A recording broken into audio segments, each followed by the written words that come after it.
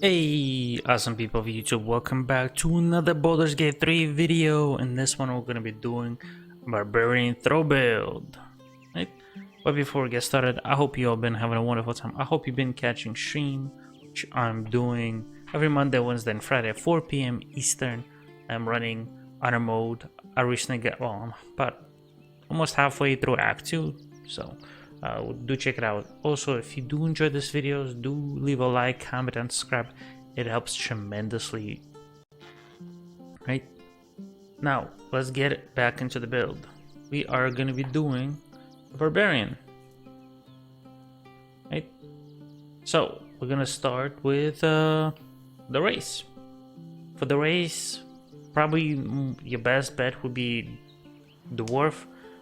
Dwargar Dwarf is pretty good, but Dwarf primarily because you get Dwarven Thrower that you can get towards the end of the game, you know, and you can get more Resilience, especially with Draugr Resilience, Superior Dark Vision, you know, Dwarven Combat.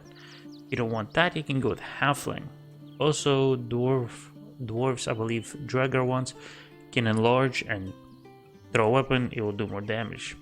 Half-Orcs are pretty good, Githyanki, Wood Elves, because they get movement speed, but also high elves because of the ancestry. Actually, no, not high elves. Sorry, just elves. Right? But at the end of the day, it is up to you what class you want to play. It's all small things. But for the class, again, we're gonna go with Barbarian first. For your background, your best bet would be Outlander, Soldier, Ocean, and Charlatan. Personally, I like Outlander or Soldier. Right, so let's pick our class, right, and then let's talk about our abilities. So there's two ways to build it. There's the way that if you want to use elixirs, which will change your ability points. You know, the elixir of the Hill Giant Strength and eventually Cloud Giant Strength. Right, if you do not want to have elixirs, then what you want to do is have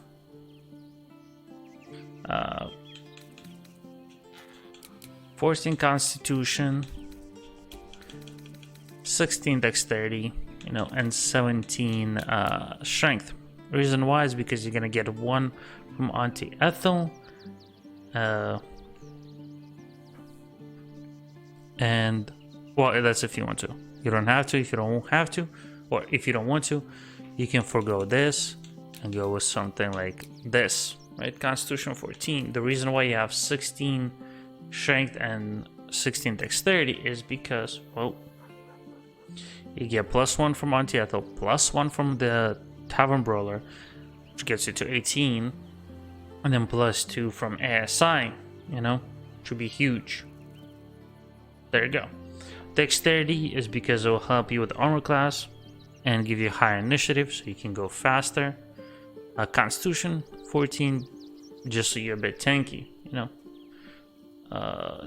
Intelligence not as important. Wisdom can help with some resistances, but if it's your main character, you can forego wisdom and just go 12 into charisma, right? That's if you do not want to use elixirs. If you don't care about using elixirs and you will use elixirs of Hill Giant Strength and eventually Cloud Giant Strength, the build will be a bit different. You're gonna go into more Constitution. You're gonna forego Strength. It's not needed because you're gonna get it through elixirs, right? So you're gonna get 16 Dex, 17 Constitution because you're gonna get another one from Auntie Ethel. Remember that. Then what you can do is pump your Charisma to 15 and get Tavern Brawler gives you Constitution, and then Auntie Ethel gives you Charisma, so you can be a little bit more, body face. Right? That's if you want to do Alexa's, excuse me, which is what we will do for this time. Skill proficiencies. That's up to you, but you know, anything that is good for athletics, but also which you don't, well, that's again on your background, which unfortunately you can't really pick with Karlach, but athletics is good, intimidation is good, perception, and survival, right? That's your level 1. Now, level 2, I should have just made it easier, but I'm dumb. You're gonna get a danger sense, which is good because it gives you advantage on dexterity, saving throws against traps, spots, and surfaces. You know, you also get a reckless attack.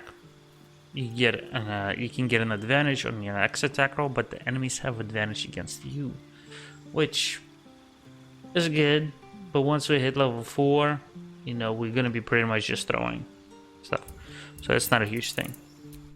Now, level 3, that's where the big stuff comes in. You can do throwing weapons right off the bat, that's up to you. Now, level 3 will get us subclass. You have Wild Heart, Berserker, and Wild Magic. I'm gonna go with Berserker because I'm gonna go Frenzy. Especially get a Raged Throw, which is massive because it does a lot more damage. You know? Than your basic one. Now, at level 4, here's the big thing. Here's where we get another huge increase in our damage is we pick up Tavern Brawler. Because, well, it's really amazing for throwing builds and for unarmed builds, like Monk. You go get a Constitution 18, getting us a little bit more HP.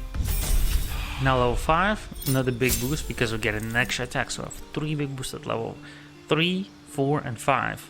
And we'll get also fast move. You know, while we're not wearing heavy armor, because we will be wearing medium armor, we'll get that 3 more movement speed, and we have an extra attack.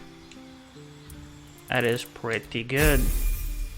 Now, for level 6, 7, and 8, I would recommend sticking with Barbarian until you hit that level 8. Once you hit level 8, you're gonna respec, and you're gonna go 3 levels into Rogue. And you might be wondering why, right? But I'll explain that in a second. So for your stuff, go acrobatics, athletics, you know, whatever you want. You know, if you are a party face, you do a lot of talking. Persuasion is your go-to. Then get persuasion to +6, as you can see. Now, the reason why we go is because of your subclass. Level 2, Rogue doesn't really get much. Level 3, that's where we get the big stuff, right? We get our specialization, and we're gonna stick with the Thief because we get fast hands, which means we get a second bonus action. So we can enrage at the start, and then immediately use one of our enrage throws, giving us a lot more damage. We do enrage throw, and then do 2 basic throws. Right? Now, here where stuff changes a little bit. We're still gonna get our level 4 into Rogue for the feat, and here you can go Dual Wielder or Alert or SI. SI if you want Constitution, but remember, if you are gonna do House of Hope, sorry, spoilers. There you go. If you care about spoilers, do skip. But if you don't, in House of Hope you can get Amulet of Greater Health, which gives you 23 Constitution, so you can dump all Constitution into Charisma, and then have high Charisma, high Dexterity. That's it. We're gonna pick Alert because we get 5 more initiative, and we cannot be surprised, allowing us to go first. Right? Now, at this level, at level 10, we are gonna go another subclass, and we're gonna go Fighter, and you'll see why in a second. So Fighter, we have multiple fighting styles, but your best bet is either defense or dueling. You know, I will go defense just because, you know, I personally like to be a little bit more tanky, but you can go dueling. That is up to you. At level 11, we get Action Search, which is helpful because it gives us more attacks, you know? It gives us an extra action, which is pretty good.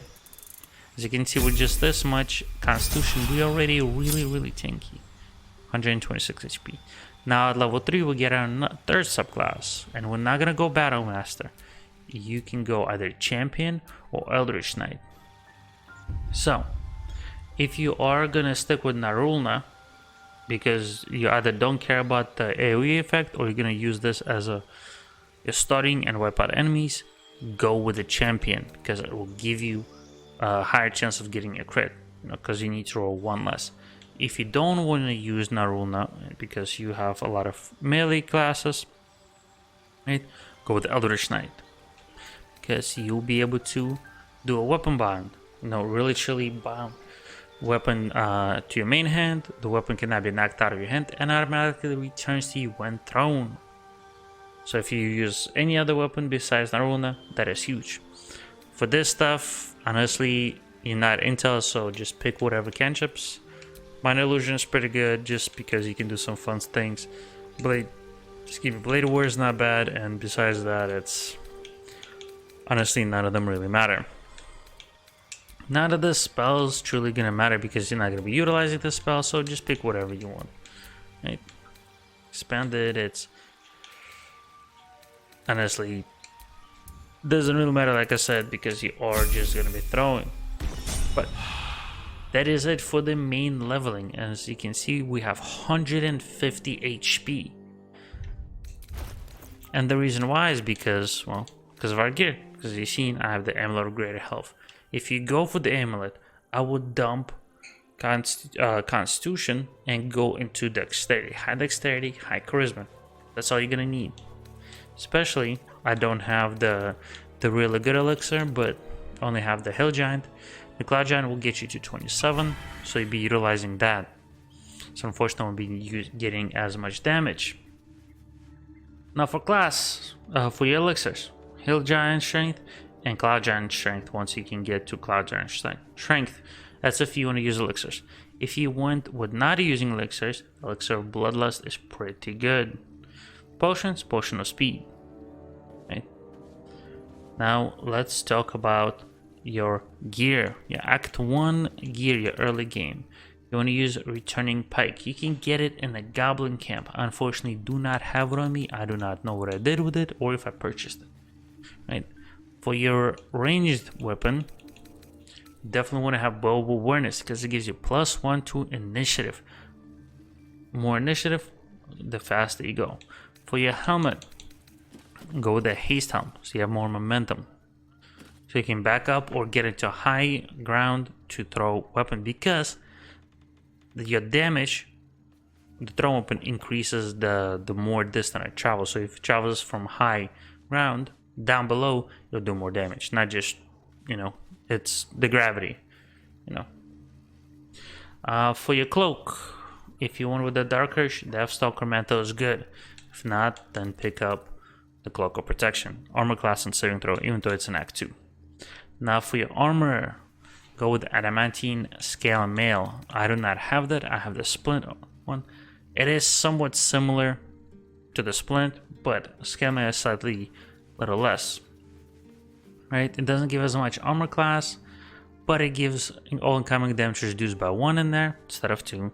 You get you send the enemy wheeling for 2 turns, and you cannot be critted, which is the big things. For your gloves, the gloves of an Inhabited Kushiga, because you do 1d4 extra damage with your thrown weapon, giving you a little bit extra damage. For your boots, Disintegrating Nightwalkers, because you cannot be enwebbed, ensnared, entangled, now slip on grease or rice, and you get a free Mr. Steps, so you can position yourself to a high ground and yeet that weapon, doing massive damage. Right? For your Amulet, Amulet Mr. Steps. For rings, Ring of Fling and Caustic Band. I do not have Ring of Fling, unfortunately, because it also gives you more damage. But Caustic Band, 2 extra damage. Pretty good.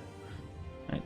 For Act 2, use the Returning Pike. Now for your weapon, you can stick with the Bow of Awareness or go with Darkfire Short Bow. The rest of the gear, it's up to you. You can use Yanti Scale Mail, Cloak of Protection, Lazone Habit Kushiga, or Flawed Helldusk Gloves. I'll personally keep Disintegrating Nightwalkers.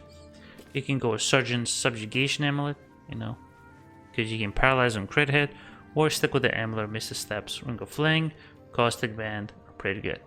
Now for your endgame setup, this is where the big things. If you want with the Dwarf, you can get Dwarven thrower, which is the best throwing weapon if you're a dwarf. Because the weapon is very good choice if with this, because it does 1d8 bonus damage and further boosts against large target. Right. Another good weapon is, if you want with the Eldritch Knight, is Rasfady. Unfortunately, don't have it. But if you want with a champion, obviously go with Aruna, because the weapon will turn to your hand when thrown. You cannot be forced to drop the weapon. When thrown, the weapon deals an explosion of 3 to 12 thunder damage in a 6-meter blast. And you get immunity to falling damage. You get extra 3 bonus to movement speed and jump distance. Plus, it's pretty cool, right? Now, for your ranged, go with the dead shot, especially if you want with a champion, because it will reduce your number that you need to roll for a crit by 1. And with the champion, it'll be an extra 1, so you'll be, instead of needing 20, it'll be 18, getting you that crits a little bit more often. You want to stick with the shield because, well, it has pretty good stuff like reflective shield, warding bond, and you get advantage on saving throws against spells. It's pretty good. And it's a little bit tanky, allows me to have 24 armor class. Now for helmets, Helm of the Grid, which I do not have because I didn't get it, but it is really good only if you're below 50% HP. If you don't want that, go with this helmet, the Saravok Horn helmet. You gain dark vision up to a range of 3 meters or 15 meters if you already have it. The number you need to roll critical is reduced by 1. So now I only need 18. If I had champion, it would be 17. I cannot be frightened, and I cannot be afflicted with other motion altering conditions, and it gives me constitution saving throw. Right? For cloaks, cloak of displacement, you get pretty good. You get pretty much pretty cool buff where enemies have disadvantage on attack rolls against you, and it lasts until you get hit. Armor, I personally go with the Armor of Agility because it counts as a medium armor with 17 armor class, and it gives you a full dexterity modifier, and it gives you +2 to saving throw, which is pretty nice. For gloves, Helldive's gloves, which I don't have, but it gives you 1d6 fire damage on hit, right? But if you don't have them, you can go with the Legacy of the Masters. It gives you +2 bonus to attack and damage rolls with weapons. They're pretty good. For boots, you can go with Helldive's boots or Boots of Persistence, because you gain freedom of movement and long shudder. Freedom of movement means your movement speed cannot be reduced by difficult terrain, spells, or magical effects, and you cannot be paralyzed or restrained. And long shudder just gives you 3 extra meters of movement. For Amulet, Sergeant Subjugation, Amulet is pretty good, but the best one is Amulet of Greater Health. Gives you 23 Constitution, which is why you can see this class having 150 HP. Massive. Now for rings, costly band just for extra damage, but you can go with the Fling if you have it. Another one is Risk Ring. You gain advantage on attack rolls, but you receive disadvantage on saving throws. Another good one is Killer Sweetheart. But that is it pretty much just for the gear. Now we're gonna go out and check out how this build does out in the open world.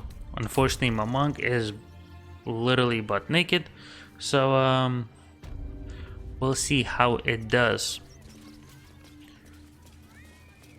We're gonna go into, if I can remember, I believe this place, right? We're gonna showcase how this build does. I'm gonna use somebody else to initiate the fight so you guys can see from the start, so I don't use any of the actions or bonus actions. Unfortunately, since I'm Eldritch Knight, I don't get that one extra or one less number that I need to roll for a crit. So we'll see how this does. You'll be a judge. If you use this build, do let me know down in the comments, or let me know how you would improve. And if you don't like this video, do let me know what you don't like, because I would love to know so I can improve. I'm okay with you not liking it. And also let me know if you want to see any other type of builds. I'm also been starting to play Black Desert Online, so I may do some videos on that and stuff. But I've still been enjoying Baldur's Gate, and I'm having fun. Now, since we're finally here, you can see my monk is butt naked. But let's get into position to fight a little so you guys can see how this build truly does. Because I can say it does amazing and all that, but in reality it may do just crap. And I went the wrong way. But that's okay, because we are gonna be alright. I should have probably just go over there and make it easier. Okay, there we go. Let's back up.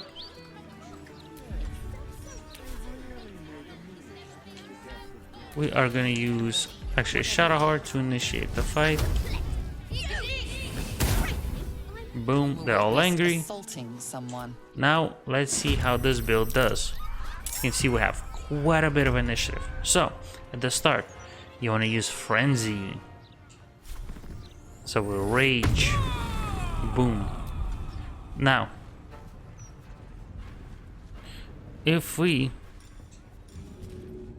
just regularly throw our weapon, I'll throw right here. This'll help.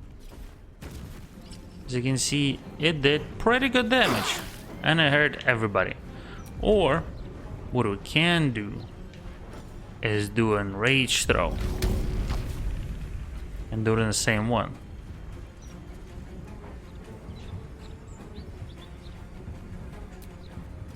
Oh.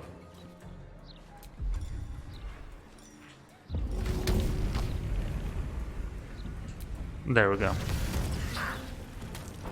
You can see they're pretty good and enacted prone. So now, guess what? We can do another throw. Yep, our path is interrupted. There we go. And since we are a fighter,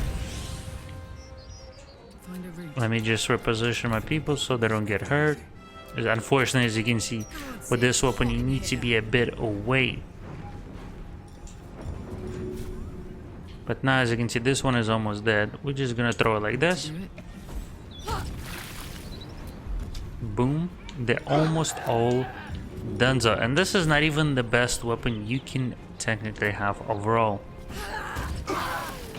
Boom. As you can see, we eliminated a nice big pack. So there's what? 3 enemies over here, and they're almost all dead. So that's how you will do this build. Remember, if you can get better weapons, use them. This is not the best for the Eldritch Knight. This will be the best for the champion. But with that said, I hope you enjoyed it. If you did, leave a like, comment, subscribe, and I hope to see you in the next one. Bye bye.